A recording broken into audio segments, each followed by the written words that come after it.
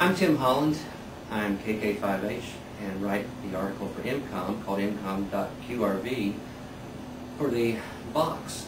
We decided to come down today and speak with Dave Nadler of the National Weather Service to get some ideas about weather and how amateur radio operators can help the National Weather Service out. Good to see you, Dave. Good to see you. What is your primary function here at the National Weather Service? Well, my title, I'm the warning coordination meteorologist, so I oversee two main parts within the office. One, internally, I oversee the warning and operations communications that we have with our external partners. And the other main part that I oversee is our outreach and education. I'm like a liaison between the National Weather Service, internally here, and our external partners, which involve emergency managers, the media, for other first responders, groups, school groups, businesses. So we try to get out to a lot of different people to just expose what weather is, awareness and safety are the biggest things. How many folks work here in this facility? We have about 20 really? All total, and that involves electronic technicians. We have an information technology officer, manager, 4 managers. One of those 4 oversees the electronic side of things. Okay. Yeah, and I'm actually included as a manager as well. All right. What's your background, your education, any previous weather experience? Mainly, I got a 4-year bachelor degree from the University of Kansas. It was in atmospheric science, a BS in atmospheric science. That sounds kind of funny, actually. But we had, and nothing, I did not go to graduate school. At the time that I graduated with a 4-year degree, the Weather Service was looking for a lot of different entry-level positions, interns, meteorologist interns as they call it. So I just wanted to jump right into my career at that point and not go back to school. Are you from the Kansas area? I just lived in that area for about 6 years. I'm from the East Coast. Okay. I grew up in the Midwest. I spent a lot of time in St. Louis, okay, Kansas City. So I've seen a lot of different weather, phenomena in my life. So, but yeah. nothing that, there wasn't any one specific event that said, you know what, I'm going to be a meteorologist. It was just kind of a combination of things when I was younger. In your past, I guess you say you saw some different weather patterns and such where you lived. Did you actually experience any severe weather as a kid growing up? Well, I could remember seeing like funnel clouds when I was a kid in St. Louis, but not, really. I didn't get out and look for them or chase for them. I was usually busy. It'd usually be out when I was at like a soccer game or something, and the weather was getting bad, and then we'd have to go inside. I'd want to stick around and look at stuff, but which is not the safest thing to do. But it wasn't. I saw extreme cold, blizzards. I lived in Colorado for 6 years. Wow. And I worked there.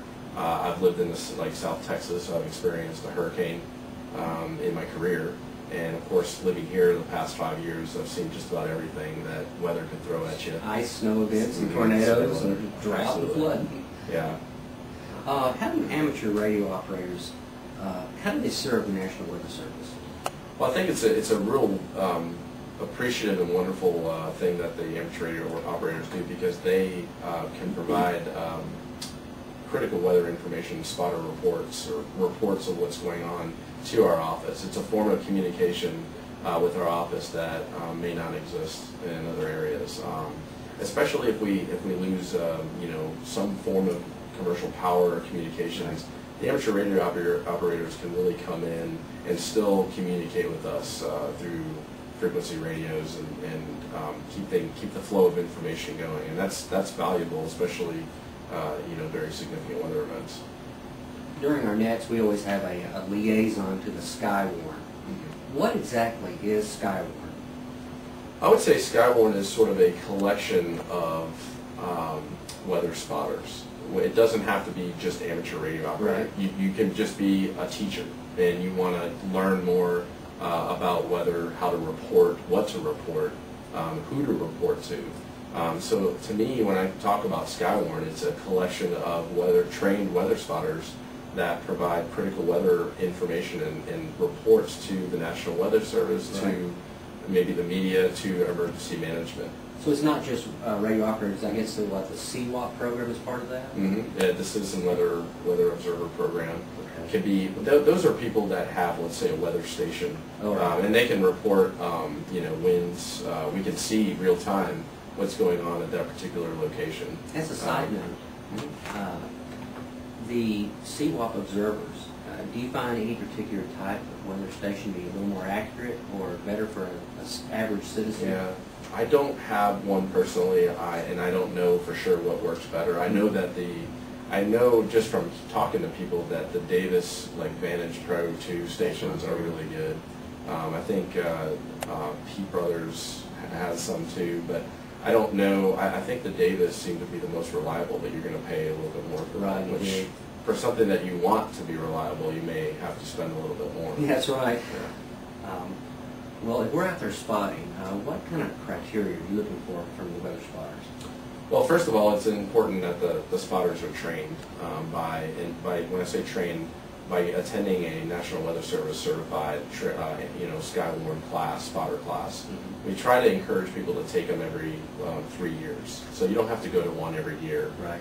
But once it's a 2-hour class. It talks about basic. You've attended it. It talks about basic storm features, understanding why thunderstorms develop. What does it take in a basic sense, for tornadoes to develop? What's a wall cloud versus a shelf cloud? How do I report wind damage? How do I report hail?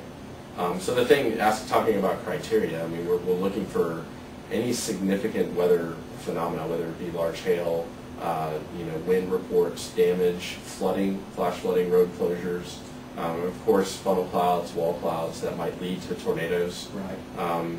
Shelf clouds aren't necessarily a reportable feature, but it at least gives people the idea or the heads up that something could be coming in with the storm itself. I noticed now a lot of times we used to always call them quarter, nickel, dime size hail. Are we pretty much making the base now quarter size hail? Well, the threshold for severe, what we consider severe, is 1 inch hail, which is the size of a quarter.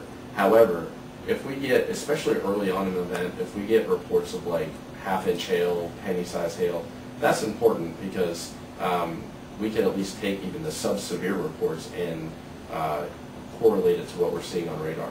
And if the storm tends to, we can get a baseline from that.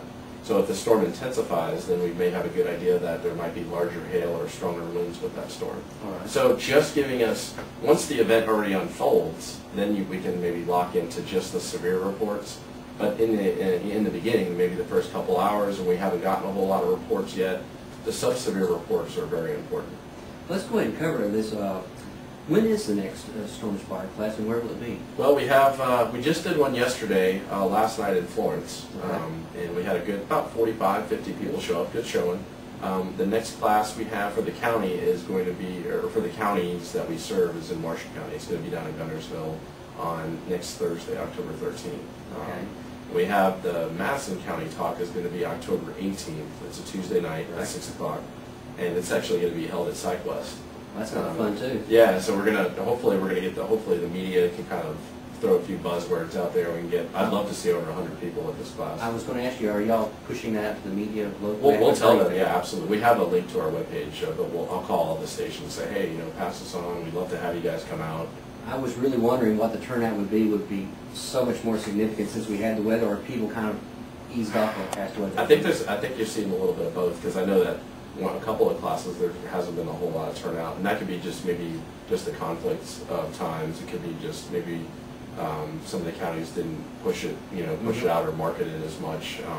But we've had an average of about 30 to 45 people at each class. We've done about 6 already for the fall, and we have about 5 left, and then we'll turn our attention to next spring, where we'll revamp things a little bit and start talking again by probably around the 1st of February. Who'll be doing the class? We'll do. We usually have a few people do it. I do most of the classes, but we have several forecasters that are very comfortable and very good at presenting, so they'll be doing the class. It's hard to say who will do it, but we have about 3 or 4 different people, aside from myself, that are capable of leading the class. Very good. Have you ever done any storm chasing yourself? Yeah, I have, but I went to school in Kansas, University of Kansas. You would think that I did a lot of chasing up there. I think I went maybe a handful of times in 4 years. Did you ever see anything? No, not there. Not there. We went to, I saw a big bust when we went down to the Lake of the Ozarks in southern Missouri one time. It was I think it was either a moderate risk or a high risk day.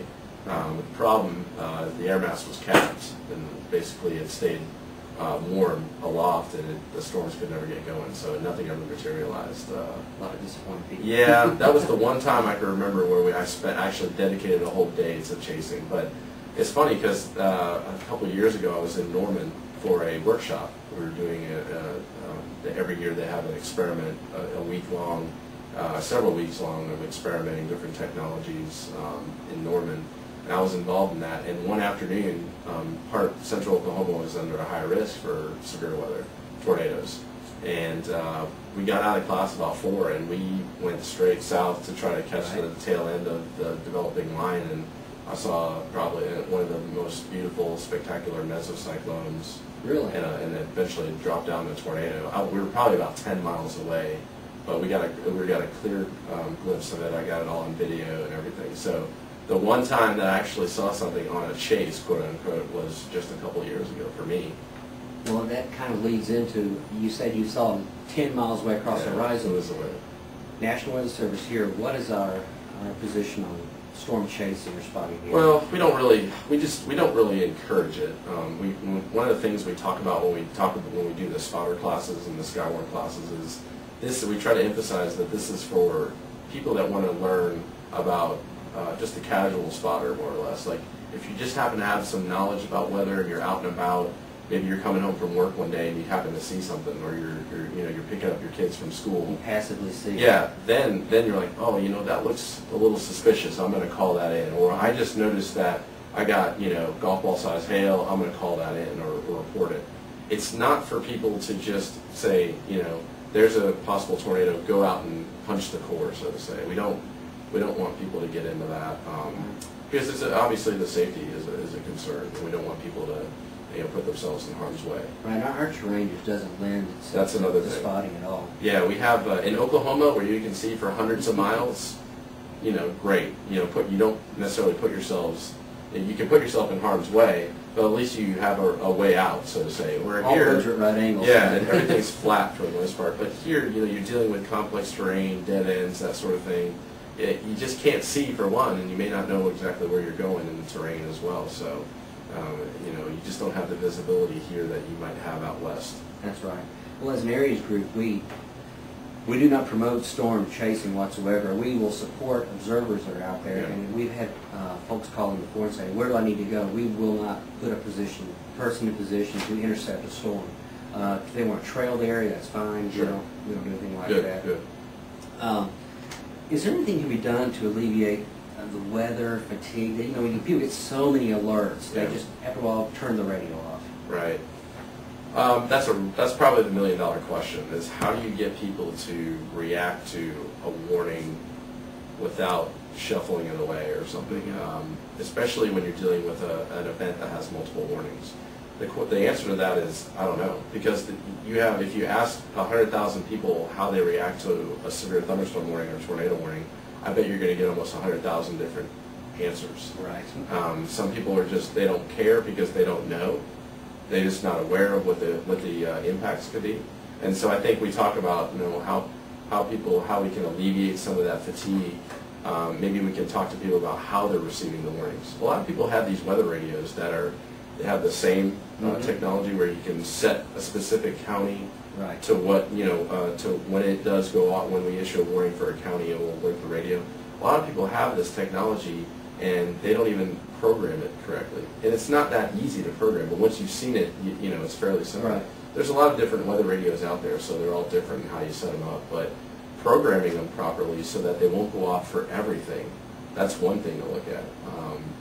There's other radios that are a little bit higher end that you could just set them for tornado warnings.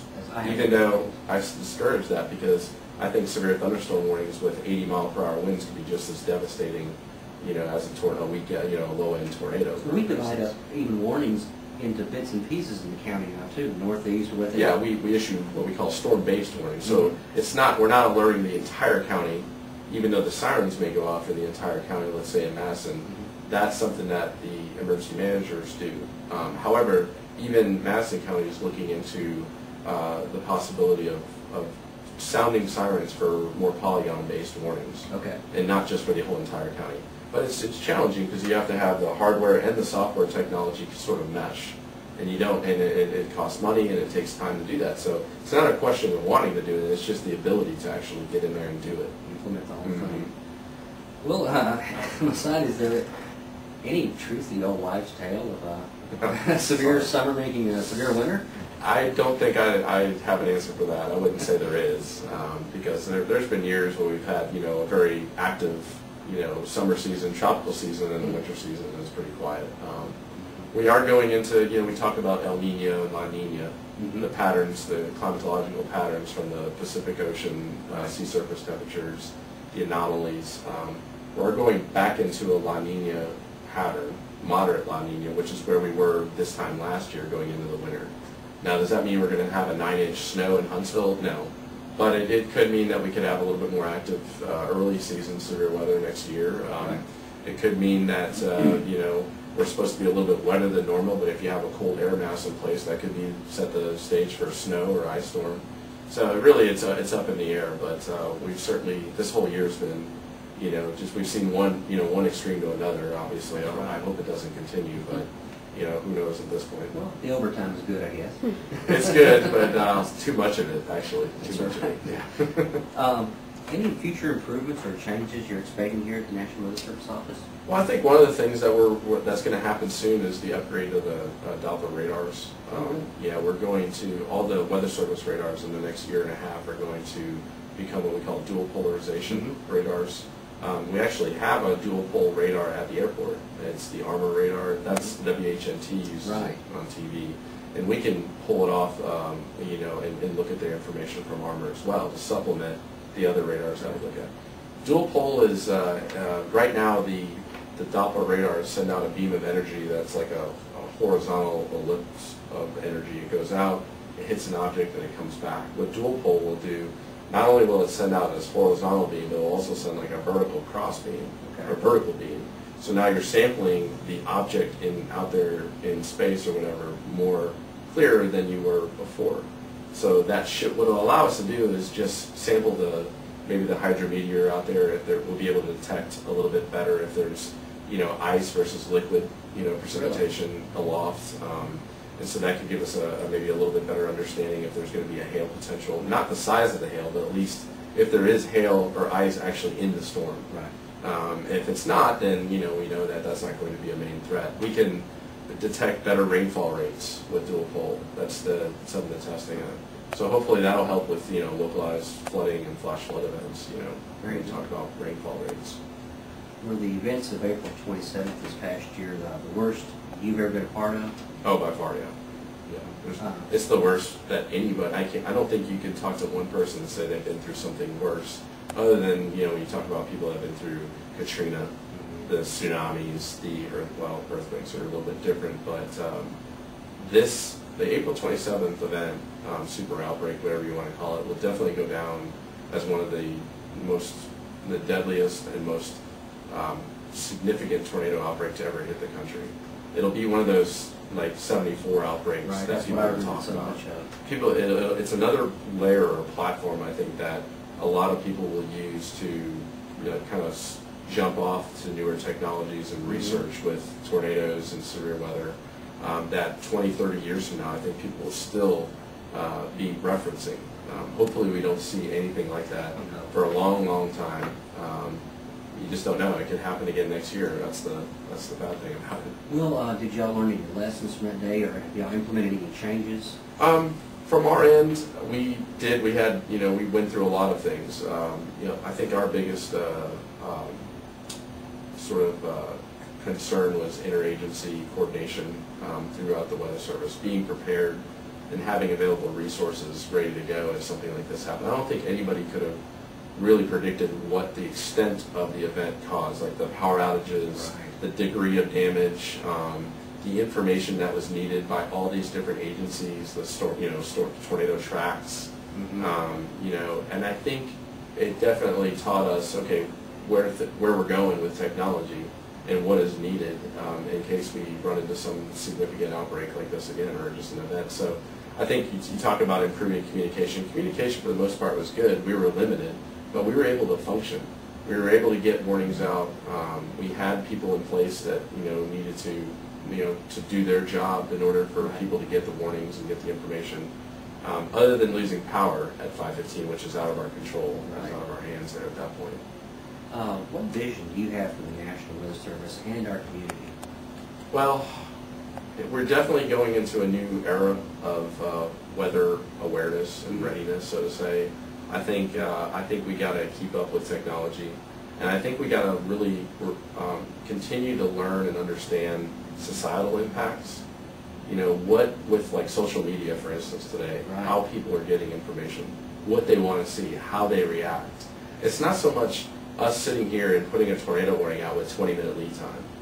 That's great, but if people don't react to it in the way that they should, or they don't get it, that's a problem. And so we're trying, the Weather Service will continue to provide this life-saving critical information to the public and to everybody else, but it's also, we're trying to go beyond that. How can we work with our partners, like the media, emergency managers, social scientists, to enforce the importance of warnings, the importance of understanding what exactly a tornado warning is, what exactly an April 27th event is versus just a generic, I don't want to say generic, but a more common tornado outbreak that we see with maybe, like squall lines that might produce weaker tornadoes. Just as devastating, or, it could be just as dangerous or life-threatening, but it's at a different level. The April 27th event was at a completely different level of impacts and danger than any other event we've ever been a part of. So one of those things where people will say, I remember where I was when I heard the tornado come in that day. So those are a few things I think the Weather Service needs to lead and push with, but working together with other weather enterprises and other sources or entities out there to communicate the message that we're trying to get across to people. Because public safety, our mission, the Weather Service exists to protect life and property from significant weather events, and while enhancing the national economy by putting out all these forecasts. We can't lose sight of that, but we've got to evolve. And I think over the next 10, 20 years with technology and communication methods and forecasts, I think we're gonna have to continue to kind of pave the way there and to improve in those areas. What do you like to do when you have some free time after all this is over? Rest. Love sitting on my couch. No, well, I'm very much kind of an outdoors person. I love sports. If I'm not getting hurt, I coach soccer, so I get out. I'm involved in the community that way. I coach a club team out here in Huntsville. I like to travel a lot. I have a lot of friends in different areas because I moved around. I got family in different areas, so I just like being outside and hanging out with people, friends, and meeting new people. So it's the perfect weather for it right now. Now it is. It's been beautiful. I hope it continues to last for another few weeks at least until we get into our next transitional period of weather when we get into the winter time. Oh, that's right. Yeah. So. Well, Dave, thank you for your time. I appreciate it. Thank you. My pleasure. All right, we'll get with you. That's all we have right now. We'll get back to you with more of EmComm-QRV.